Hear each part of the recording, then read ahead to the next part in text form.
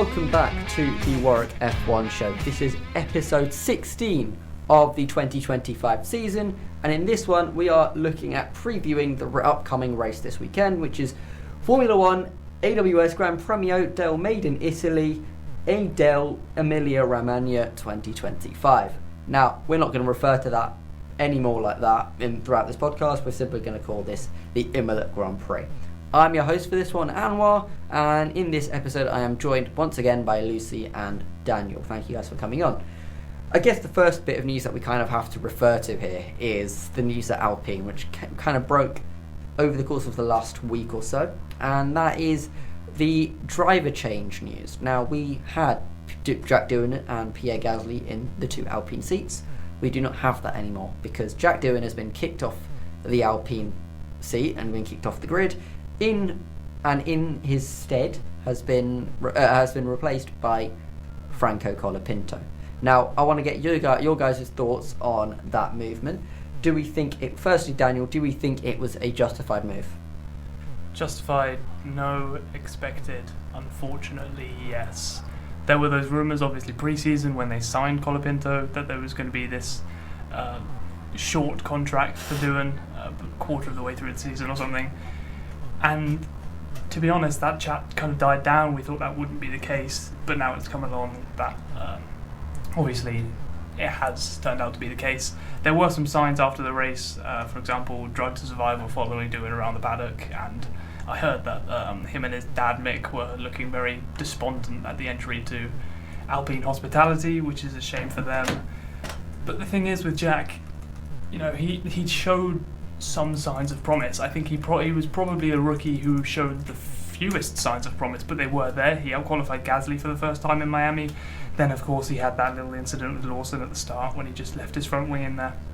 So, but that's the thing, right? You need to give these rookies time to show their raw talent, their raw pace, and then you need to let them make the mistakes that they're going to make, inevitably, which is a shame that they didn't quite allow him enough time to do that. Lucy, do you think Alpine jumped the gun in this case? Do you think they should have waited a little bit more before they made this driver switch? I think definitely. I mean, as Daniel said, Doohan was making a few mistakes and was a little crash prone, and it was sort of expected that Alpine were going to swap him out for Colapinto. Obviously, I am rooting for Colapinto to do well, because I always am. For any driver, really, I think that they kind of, if they've got the opportunity, I want them to sort of show that they've got the talent. But it feels like Alpine are going for a tactic of just throw some different drivers at that seat without really giving them much of a chance to properly show their potential. Colapinto's only got a 5-race contract as well, if the rumours are to be believed. And I don't feel like that's conducive to developing drivers, especially rookies like Doohan, and I'm still counting Colapinto as a rookie, he's only had 9 races. I just think that when they start to show a slightly more positive trajectory, you're putting too much pressure on them, really, if you're forcing them to show that they can be as good as a very established driver like Gasly within only a few races. Do we think Doohan was bad enough for him to get replaced? Do you think that if he was in a different environment, let's say a Williams, for example, do you think he would have been kicked out of the seat at the same point? I mean, to be honest, I don't think that Doohan should have been kicked out of the seat. I mean, we don't know whether he was in a different car or anything, what that would have, how that might impact how he drives and things like that. But I think it felt like with having such a short contract with Alpine, the sort of the onus was effectively on Doohan to prove that he was good enough for them to keep him, as opposed to on Alpine to prove that he hadn't shown his potential and that it was time to replace him with another person. It felt like the burden was all on him to be outstanding, as opposed to with some of the other rookies, like say Bortoletto in the Sauber, who's also showing some promise, even though it's in a Sauber, but where it's understood that this is his development season and that there's not a huge amount expected of him. Yeah, for sure. I think you could probably justify getting rid of Doohan if this was his second season, for example, and he was putting in those results. But for a rookie season, I think it's really harsh. I don't think he's been given the space to develop that he needs. Figuratively, with Colapinto standing right over his shoulder, there's not going to be much space for him to make the mistakes that he needs to, which he did obviously in Suzuka FP1, which was a big crash damage bill, which may have perhaps exacerbated the issues for him there. If he were in a different program, would he have been dropped so quickly? I'm not sure he would have. I think maybe if he were in even the Red Bull Driver Academy, I mean, with their junior team, they're a lot more forgiving, aren't they, typically? Even with Tsunoda in 2021, when he had quite a few incidents, they were nurturing to him. It only tends to be when those young drivers step up into the big sister team that they tend to heap the pressure on like that. So, Williams, Mercedes, or Red Bull Driver Academies even, I don't think would have been so cutthroat. It's interesting, the Williams thing as well, though, because you're mentioning as well it them being maybe harsh on people when it's not their rookie season, but trying to give rookies time to develop. Because if we compare Doohan to, say, Logan Sargent last season and the season before, in 2023, it was kind of very obvious, and Williams were very much saying that, yes, Sargent was crashing quite a lot, but they wanted to keep him on to try and develop and build his confidence. Obviously, that kind of got wrecked 3 races into 2024 when they gave his car to Albon, but it's worth noting that maybe in a team like that, yeah, Doohan probably wouldn't have been dropped so quickly because they sort of would have tried to give him space like they did with Sargent. I guess, do we expect Colapinto to, straight off the bat, perform better than Doohan? Because I think we were having this similar discussion when we had the Tsunoda-Lawson swap. We were saying that, do we think Tsunoda's going to have an instant impact? And we ended up seeing that happen. Do we think we're going to have a similar type of thing where Colapinto immediately kind of proves to everyone that the decision to put Doohan in was a wrong one? I don't think it's going to be the same jump in performance as we saw from Lawson to Tsunoda, because that was quite extreme. But I think Colapinto has shown before that he's a plug-and-play driver. Even when he jumped in Monza last year after Logan Sargent was dropped after Zandvoort, he shocked everyone really, because there was low confidence in rookies at that time. Behrman had done a good performance earlier in the year, but apart from that, they had a bit of a reputation for being quite crash happy, and Colapinto at the time was showing that he was all pace and not much crash. Obviously that kind of changed over the course of the year, and the narrative about his season developed into one that became a lot more about cost and damage bills. But on the whole, I think I'm expecting to see him get closer to Gasly, but obviously not overtake him yet. Yeah, I think as well, coming into the circuits, obviously Colapinto's not done these circuits in an F1 car before, but like Imola is his first race. He did very well at Imola last year in F2. It's clearly a circuit he quite likes. Maybe that'll give him some confidence going into some circuits that he's familiar with. So yeah, I'm hoping that he does well, but then again, I feel like maybe I should just stop talking about driver performances, because I think I'm now continuing my trend of really terrible predictions. I'm 2 for 2 on saying that drivers are just going to be given some time to develop. I said that with Lawson, and then I said that with Doohan, and they've both been wrong, so I do hope it works out well for him, because ultimately it is becoming a bit of a story where the Alpine second seat is one where people aren't really showing their best getting their best form, I guess. I think an interesting thing to think about is the rumours about Checo Perez being at least having some element or some part of discussions with Alpine. Does that display a lack of confidence in Colapinto, do you think? Or do we think this is just Alpine simply sounding out their options as any team would? I get the feeling that's kind of Perez's management team just sending out some feelers as well to see what's going on, what the temperature is like of each of the teams, to see what's going on. I can't see Perez being added to the Alpine driver development program anytime soon, being sat at the back of the garage with Rio Hirakawa and Paul Aaron. Oh no, Rio Hirakawa moved to Haas, didn't he? Yeah, he's now got He's not there anymore. But yeah, I'm not too sure about this one. We'll see where Perez ends up, if he does end up anywhere, but I don't think it'll be Alpine. They seem to have quite a full driver roster. Is he going to do a Fernando Alonso and join the Alpine Young Drivers test? Yeah, I think I get the sense that it maybe doesn't display a lack of lack of trust in Colapinto, or at least no more than only giving him a 5-race contract does. But probably more just for next year. There are a lot of contracts up on the grid end of this year, beginning of next year, and new regulations. Yeah, it's probably just Checo wanting to be back on the grid, because we've also heard him maybe talking to Cadillac. Yep. And so trying to see where there could be a space for him on a different team. So yeah, I don't think it's a sign that Alpine are going to just run through every single driver they have. They also can't. You can only field maximum of 4 different drivers in one championship year.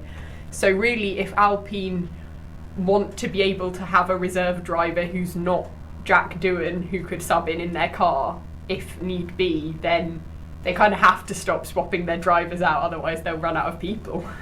Yeah, and I guess the last time we had so many drivers like swap in and out was back in the 2010s. We had Virgin, HRT and Caterham just swapping drivers left, right and centre, so it's not a great look, but I hope he does well. I think the next piece of kind of information that we need to address and I'm hating myself as I say this, is tyre chat.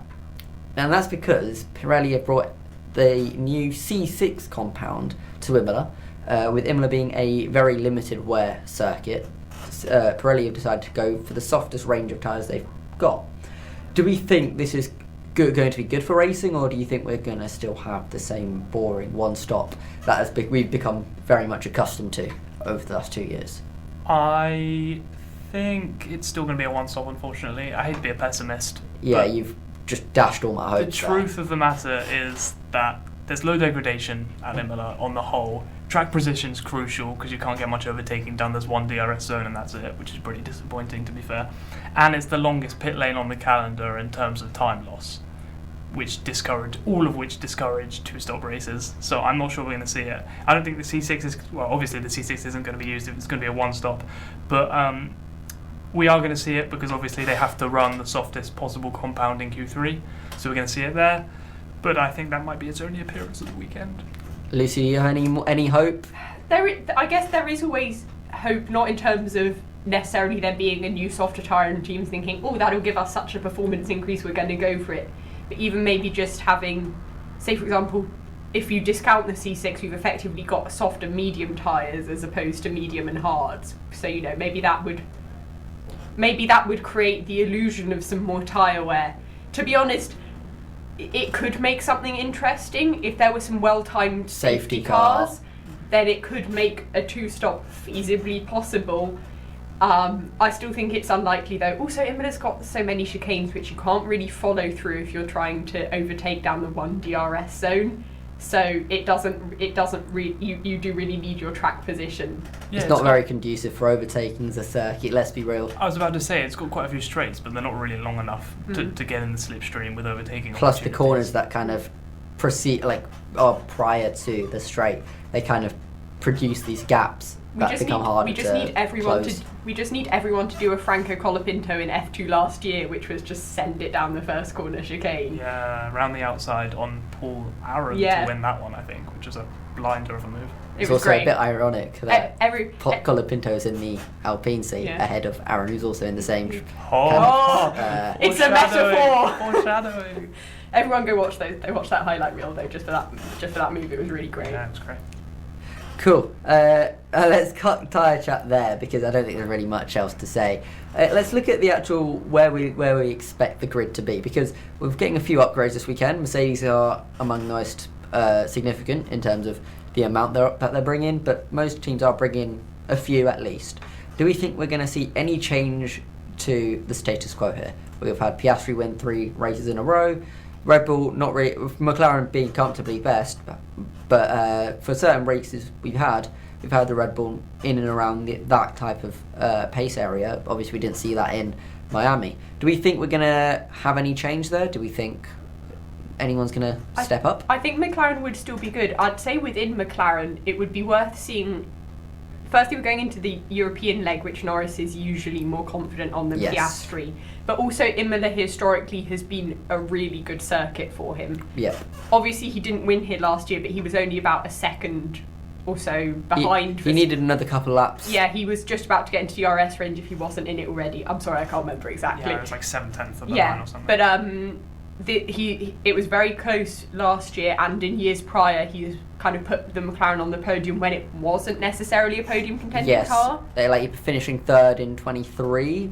And in 22. 22, sorry. Yeah, yeah. 22, both as well. 23, the McLaren was also terrible. Well, it was at 20, only 22, right? Yeah. So I'd say that I would say that he's probably, out of the McLarens, the driver to watch this weekend because he clearly likes this circuit. It clearly suits his driving style. Yeah, back to upgrades. Sadly, there doesn't seem to be much difference when they put them on these days. I don't know what it is. We've had a few upgrades and they just haven't seemed to do much. Maybe they're trickling them in bit by bit. We know Red Bull are going with that approach. They introduced a new floor recently, which only Verstappen had in Miami, so Tsunoda will be getting that this weekend. But they're kind of going to trickle in over the next couple of weekends. Obviously, Monaco is a risky one to introduce upgrades, but I think that's their strategy.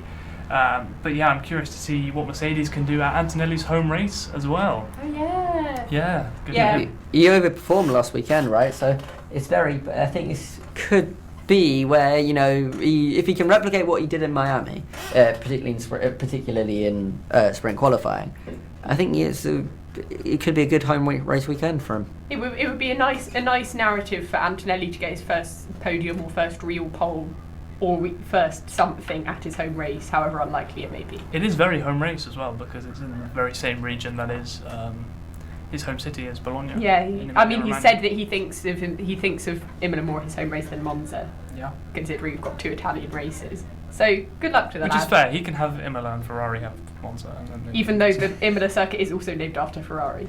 It does have Ferrari in the name. That's true. Yes. I guess the discussion I want to have next is basically, does Lando Norris, does he need to win here, or does he need to outperform Piastri at least? Because it's been a few weekends now where he has been behind. I think he'll want to win here for his own confidence, but I don't think it's the sort of thing where if he doesn't win here, we should write him off for the rest of the championship. That's not what I'm saying. I think it's more, is it concerning? Not concerning. I think he'll want to for this confidence boost, and he'll probably start of kind of the European leg, he'll want the momentum in that direction in the same way that Piastri kind of had the momentum in sort of behind him for the sort of last few races. Lando will want to kind of stop that as soon as he can. Yeah. Yeah, I think Norris is going to hit a stride in the European season, personally. Piastri did tend to kind of falter at this point last year a little bit, then he kind of picked it up around Hungary and kept going. He went on an insane run from Hungary to Baku, actually, his 2 wins. That was a stretch where he was much faster than Norris, but on the whole, last year Norris tended to have quite a gap on Piastri for the next few races. Yeah, I think technically Piastri may have outperformed Norris in the European leg last year, but I think that was kind of hampered by the Austria collision with Verstappen for Norris as opposed to a genuine pace comparison. I think the other thing to know is Norris looked pretty good at Miami. I felt he was closer on terms of pace, and he in truth only lost it off the basis of Verstappen being a little bit of a moving chicane for him. So I think there's hope, and I actually do predict. We'll get to the predictions later, but I think there is definitely a good chance he comes out on top this weekend. We refer to them, so might as well jump to them now. We're going to move to our prediction segment, where we decide who is going to be in the top 5, who's going to be on pole, and who is going to win, as well as a couple of other predictions, being the DNF and a random prediction that we can pull out of nowhere. So I just want to, let's start with the qualifying, who's going to be on pole, who's going to be at the sharp end of the grid. I'm going to ask Daniel this one first. Who do you expect to take pole this weekend? So fun fact about qualifying in 2025, Max Verstappen's actually taken the most pole positions of anyone. If you told anyone at the start of the season, they'd be shocked by that, right? It's Probably. Yeah, I mean, I'm shocked hearing about it. Yeah. We think the Red Bull's a dog to drive, and he's brought it to 3 pole positions whilst The Red Bull is still terrible to drive. Norris and 1, yeah, so far, but hopefully their upgrades will fix that, I hope. So on the basis of that, I've gone for Antonelli pole position. Interesting. Yeah. So you think is it a case where you've seen what he did in Miami sprint qualifying and think he can replicate it here? You know, I just think Antonelli's the kind of driver that steps up a gear when he's got a home crowd supporting him. He's kind of... Off the bat, what is your evidence for this statement? I don't know, I could probably cite some F2 race or something, but I'm not going to because I can't think of one. But I know in terms of he's just the calibre that can kind of find a sort of a flow state or something to kind of propel him forward, to find those extra tenths that he needs to get on top of the car, and plus Miami, I'm just citing that. Yeah. We'll go polls across the board first, and then we'll go into the actual race result. Lucy, who have you picked to go on pole this weekend? I've said Lando Norris is going to be on pole. I think it's a circuit that he likes, and I can't see any reason why the McLarens would be bad at this. So at this particular circuit, so I've gone with him. But it's one of those things, as always with my predictions, I could see anything happening. I think it's kind of surprising that none of us have gone for Oscar Piastri on pole, because I've said Max Verstappen gets on pole this weekend. I think the statistic that Daniel mentioned about him having the most poles this season, it shows that he can somehow extract everything out of that car on one lap. Obviously, it's a different ball game to try and do it over a race distance, and I don't think the car can give him the support he needs to do that. But I think over one lap he can wrestle that car into a pole position. We've seen it before, and I think even though I don't think he's going to win it this weekend, I think he's going to start on pole. Let's move on to our actual race weekend here. So actual race predictions here. We'll start with Daniel again. Who have you picked to win this Grand Prix come Sunday? So, for my P1, I've gone for Max Verstappen. Did you see this, by the way? This is the Nürburgring stuff, right? Yeah, Max Verstappen My going favourite under thing when a pseudonym. My favourite thing when I go under a pseudonym is to only put my pseudonym on the car, but to wear very recognisable and also labelled with my name, helmet and clothes. Yes, and the same nationality as well and everything. Yeah. Just works out, but it wasn't exactly the best alias, put it that way. Yeah, literally everyone found out. Yeah. Everyone knows. Kept that real secret, didn't he? People paid probably more attention to it than if he'd just raced under Max Verstappen. Exactly. I reckon so, yeah. Definitely. So I've got Max Verstappen P1. He loves these more traditional tracks. We're getting into them now. We've had Jeddah, Miami. He doesn't like them. He doesn't think the car comes alive when they're in those slow speed corners of well, to be fair, there are still a few slow speed corners, but he just likes more traditional tracks. And he's won the last 3 iterations of this Grand Prix as well, so I think he's on a roll at this place, and he's going to do it again. P2, we're going to have Oscar Piastri. The good pace of McLaren's going to continue. The momentum that he's on, he's going to carry it, but it's not going to quite be enough to match Max. P3, I said that Antonelli's going to get from pole to the podium. Which would still be an achievement. I don't think that's an underperformance by any regard, right? Of course, yeah. The pole would be a massive overperformance. Exactly. I wouldn't say I'm expecting that, but a P3 would be a great result. I just think maybe those Mercedes upgrades can give him something, or just the home support. Sainz P4. He never beat Leclerc here, his teammates. But, sorry. Sainz? I did just kind of say that, didn't I? I have gone for Carlos Sainz P4. There's a little history. Lucy has put her Williams hat on as Daniel has said this. Yeah, I have a sort of niche historical fact. Okay, hit me. The stars are going to kind of align. It's all about F1 drivers with the name Carlos racing for Williams at Imola. Okay, explain. Context. Imagine you're sat in the stands at the inaugural Emilia-Romagna Grand Prix of 1980. It was called the Italian Grand Prix then. It was. Yeah, it was placed in Monza that year because they were resurfacing Monza. It changed to the San Marinos in 81, the next year, yeah. We love history on F1 on the Warwick F1 show. There we go. We're going into it again. But Carlos Reutemann. I was going to say, are we talking about Carlos Sainz Senior? Yeah. The drivers will be hoping not to do any rallying this weekend, that's for sure. But Carlos Reutemann, in his Williams Ford, put that car in P3 for the Grand Prix, and then he did the same thing the next year in 1981 at the San Marino Grand Prix. He finished P3. So clearly it's something to do with Carlos's and Williams. That means they're going to get great results and outperform their teammates. But then, funny thing about Carlos Reutemann, actually, he was going to do the San Marino Grand Prix in 1982, but he retired after only 2 races that year because of the Falklands War. Oh. Yeah. The more you know, Exactly. you become real He was educated. Argentinian. Yes, yeah, I should probably Argentinian clarify. racing for a British team would have been kind of That's exactly awkward. why he retired, because he was racing for a British team as an Argentine driver, yeah. Whoa.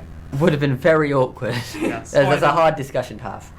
It would. Anyway, Franco Colapinto's debut, everyone. Yes, another Argentine driver. P5, George Russell. I feel this is a bit low for George Russell. And the other, we'll talk about 2 things there. So why is George Russell 5th here? Because I felt like putting him there. Fair enough. And I'm just like, Antonelli's going to hammer it home. Mercedes, they're going to be alright, but then nothing to cry about. But Antonelli's going to overperform. Russell's just going to do nothing and get P5. And I think we need to talk about the notable omission from the top 5, and that is Lando Norris. Can you explain why? I think we should come to him later. Or have you? Is this a lapse in judgment, Daniel? A lapse in judgment? No. We'll touch it. He'll probably come up later at some point, maybe. I see. Yes. I see. I'm glad you picked that up. Yeah, it took me a second bite of the cherry. We'll move on to Lucy. Who do you think is going to finish at the top of the podium? I'm saying Norris P1 converts pole to a win. Track position here is super important.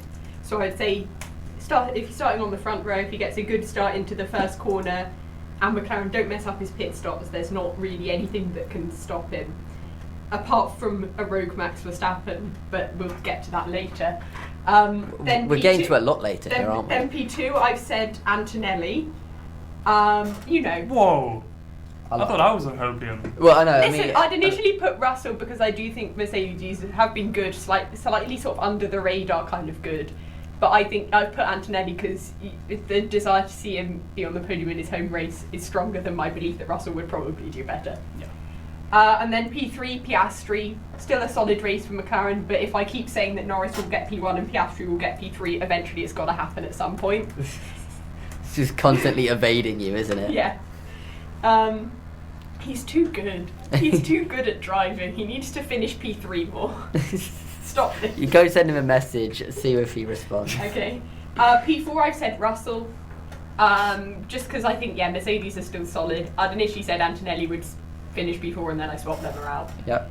And then P5, I initially wrote down Leclerc before I realised that I don't have any faith in Ferrari whatsoever. Which is understandable because they've underperformed throughout the So course of the season. I've said Alex Albon instead. See, I feel that's more likely than Sainz in 4th. Yeah, but Alex Albon doesn't have the weight of, I don't know, naming conventions behind I was him. about to say, was there a driver called Alex driving for Williams at the 1980 Italian? This is the naming convention. My Italian God. Grand Prix who finished on the podium? No, there wasn't. So, there we are. That's my top 5. I guess that shows we've got 2 people who've got faith in Williams, and I think that speaks volumes as to the progress they've made and how good they have been this season. Because No. I'd say Daniel's faith in Williams speaks volumes for the progress they've made. My faith in Williams is unwavering, and they could be finishing 20th every race, and I'd still say they're to finish P5. My faith is specifically in James Vowles, more than any other member. James of the team. Consonants. okay, right, James we're not. Constant. I refuse to acknowledge that joke. We're going to move on. Nice one. I don't like the fact that Daniel has said nice one to that. Right, we'll move on to my top 5. I've gone, once again, like Lucy, I've gone for a Norris victory. I think he'll win it off the line and he'll keep I'll keep it for the rest of the race. I think it's going to be a McLaren 1-2. I'm the only one to have predicted a McLaren 1-2, which is interesting. And I think that's so boring. no, but I think that To be honest, I thought that wasn't allowed anymore because it was too boring. No, I Now don't realised think we it never is. Actually, I realised that then the second we discussed maybe putting a ban on that then McLaren stopped getting 1-2s all the time. So well, I think Yeah. it says a lot that we haven't this. I don't think this feels bannable because I think it's got enough jeopardy in it. We're just bad at predicting that we just never. Yeah, I feel Yeah. it is more on us Yeah, rather than true. the sport. So let's lay off F. We can blame You F1 for a got lot. like 15 points one episode. True, yeah, I did. Anwar wasn't happy with my random prediction, though. He took issue with that. So. I took that personally. Yeah. Your lockups one. No, it was Hadjar gets points. He's like, is that random in the race review podcast? Like, trying to retroactively screw me over. Lucy's still looking for her big fish.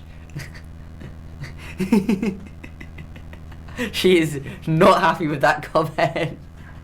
I'll get there eventually. Her big fish being a 0. Right, I've said Norris and Piastri 1-2. I've gone Verstappen from 3rd. I think he's capable to pull off a surprise lap in qualifying. I don't think it'll be really much of a surprise, but I think he's capable of that type of performance. But I don't think that over a race distance that's going to be a possibility. So I think he'll be in 3rd. I think the ever consistent George Russell will be in 4th, followed by Antonelli. I think Mercedes will be maybe in around the Red Bull. I think they'll be close. I think that will be a good battle, but I don't think it'll be enough to jump and really compete at the sharp end with the McLarens. So those are my top 5. Let's move on to our DNF. Who do we expect to not finish this race, Daniel? Well, it's funnily enough that you say that, because I've actually gone for Lando Norris as my DNF. Right. This is why you said wait for later, so I want you to explain.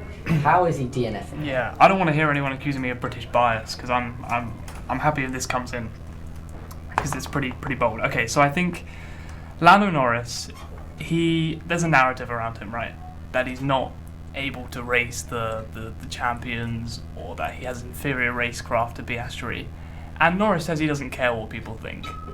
I think he does still. He says that he's gotten over that and that he tends to care less. I think that's true to a certain degree, but he still knows what's being said. And I think at some point, maybe it won't be this weekend, but at some point I think he is going to put a marker down in the sand. Yeah, a line in the sand. A line in the sand, that's what I'm looking for. Especially with Max, and he's going to say, look, I am fighting for this championship.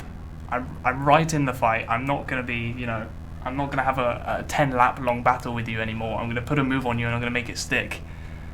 Unfortunately, it will not end well. It will not make it stick. I just think like whoever he's racing, Verstappen or Piastri, just wouldn't allow it. Like, if he were to start racing them really hard, I just think I don't know. We've seen it with Max. He just forces them off, and it's just, I don't know, to be honest. I don't think it's a bad shout. I think they'd send his race hopes to wherever Russell's transponder from Bahrain currently is. Yes, in the Gulf next to Bahrain. I can't remember what it's Instead called. of putting a line in the sand, he's going to stick his car in the wall, basically. Possibly, or in the gravel. Who knows? Just gets beached. Although there's a lot of gravel actually. The car is rectangular shaped, so it would make sort of a line in some gravel which is similar to sand.